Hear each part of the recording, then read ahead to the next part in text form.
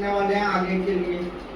जेके वालों के लिए जैसे मैंने कहा है, एक तो हम लोगों ने अभी एक तो ये कि संघर्ष तो चलेगा, लेकिन क्योंकि कानूनी स्तर पर संघर्ष मजबूत हुआ है अभी इनके प्रयासों से, तो अभी सरकार के ऊपर जिस तरह हम लोग दबाव डाल सकते हैं राजस्थान सरकार पर, ये जयपुर में भी हमारे साथी वहाँ मिलेंगे, इस सवाल को उठाएंगे, तो जो भी रास्ते हमारे लिए है जंगलारी प्रणाली के आधार पर उसको भी समझ।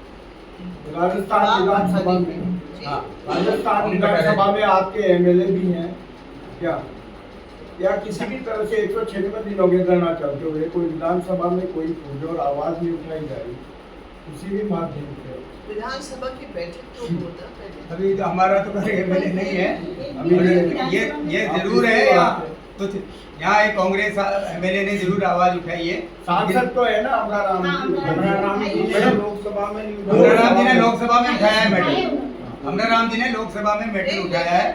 सवाल सिर्फ सवाल उठाने का नहीं है। अभी हम लोग जयपुर में एक डेलीगेशन के रूप पर मुख्यमंत्री जी से और संबंधित मंत्री से मिलकर ये जो कानूनी अभी एक पोजीशन बनी है वो हम लोग उसी आधार पर एक डेलीगेशन में तो कॉमरेड ने कहा कि हमारे सांसदों के माध्यम से हम हमारे स्पीकर महोदय को अवगत करवाएंगे जाके, ये पहला स्टेप होगा। वो तो है, बाकी तो अन्य हो गई। लोकसभा अध्यक्ष तो जयपुर में भी कोर्ट केस चल रहा है, उसको लेकर के भी तो कोई निर्णय नहीं आया।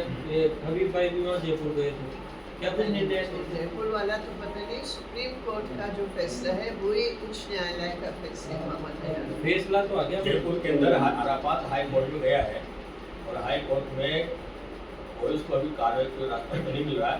इसके के कार्रवाई इसके उसको 2 महीने हो गए, इसको नहीं मिल रहा है और लगता है संभावना भी नहीं है इसके मिल जाए। सरकार के पास जेडी पास के भी उसके पास देगी। आरापार ने जो मशीन दी थी वो तो भेज उसमें चोरी का मुकदमा है। अब उसका जो भुगतान है 250 करोड़ रुपए वो कौन करेगा? केडीए ने जमीन अधिग्रहण करी तो भाई अब सरकार ने जो माना है कि जमीन आराफात ने पेमेंट नहीं दिया है और आराफात ने पेमेंट नहीं चलाई है, तो ये व्यवस्था जिसको भी फैक्ट्री देगी जमीन, तो सरकार की जिम्मेदारी को जिसको जमीन दे वो उसके व्यवस्था करेगी।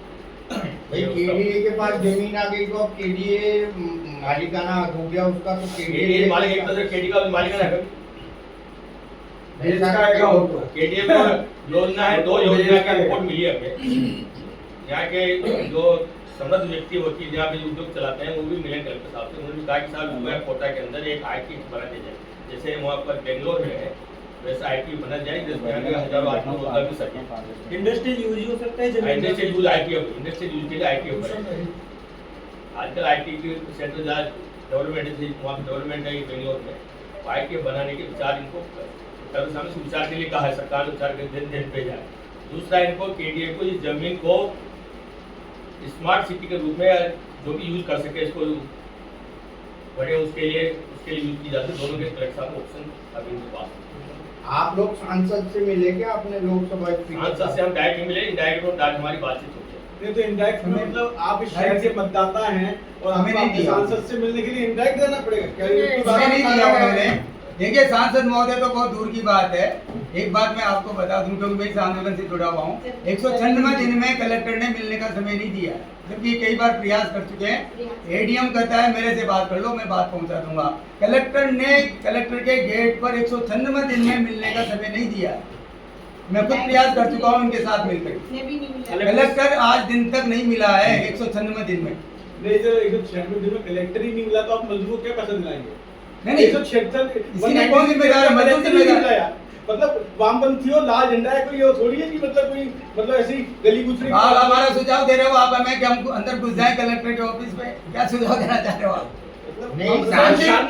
शांतिपूर्ण तरीके से ही आंदोलन कर सकते हैं ना, हम क्या कर सकते हैं बताइए आप? मेरा कहना ये है सांसद जब आते हैं 3 दिन 7 दिन में एक बार जनसुनवाई करते हैं, आप लोग जाके जनसुनवाई में बता दो आपको ये यूनियन के लोग फैसला करेंगे। नहीं हमने जो जिलाध्यक्ष हैं, जिलाध्यक्ष से हमारी बातचीत हुई थी, उनके आज गए थे ऑफिस में और उनसे मैंने कहा था कि अच्छा एक बात सुनिए, मीडिया साथियों का बहुत धन्यवाद, आपने बहुत अच्छे कंसर्न तो सही है, बहुत अच्छे सुझाव दिए, उस पर जरूर विचार किया जाएगा। हालांकि हकीकत ये है कि देश भर में आज बड़े कॉर्पोरेट की लूट के साथ दे रही है सरकार, चाहे वो मीडिया के साथ। अगर आप भी एक शब्द इधर उधर बोले तो कल आप लोग भी जेल में जाएंगे, ये बात समझ लीजिए। तो ये केवल मजदूरों का सवाल नहीं है, ये जनवादी प्रणाली की जो हालात बन रहे हैं, वोटर को लिस्ट से हटाया जा रहा है, यहाँ तक ये आलम बना हुआ है। इसलिए इसको बड़े संघर्ष की जो एक ऐतिहासिक संघर्ष है, उसको हमें इस रूप में देखना चाहिए कि मजदूर अपने संघर्षों से इतिहास में तैयार कर रहे हैं। 1997 से लेकर 2025 तक ये कौन सा संघर्ष है जो लगातार मजदूरों की एकता के बल पर हर बाधा को तोड़कर आज मजदूर इस बात पर पहुंच गए हैं कि सरकार ये जमीन प्राइवेट को नहीं, क्योंकि सरकार चाहती थी ये रिको जो जमीन ले लिया था तो सरकार से लिया है, ये तो सरकार की मिलीभगत से मिली है। उस समय बीजेपी की सरकार थी, उसके बाद कांग्रेस की सरकार आई, उन्होंने भी कोई बदलाव नहीं किया। तो मजदूर जानते हैं संघर्ष क्या है। ये जेके पुनर्चालन के लिए त्रिपक्षीय समझौता भी आपकी सीट यूनियन ने किया, जिस शर्त पर हुआ था वो शर्त जब तोड़ा जाएगा, उस अग्रीमेंट का कोई मतलब ही नहीं रहा।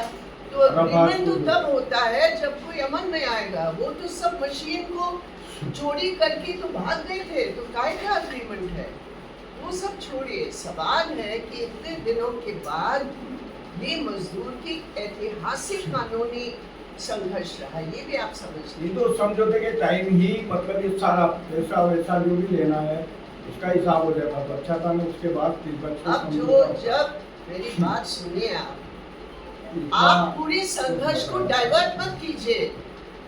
आपकी कोटा की धरती पर मजदूरों ने यूनाइट होकर लड़े।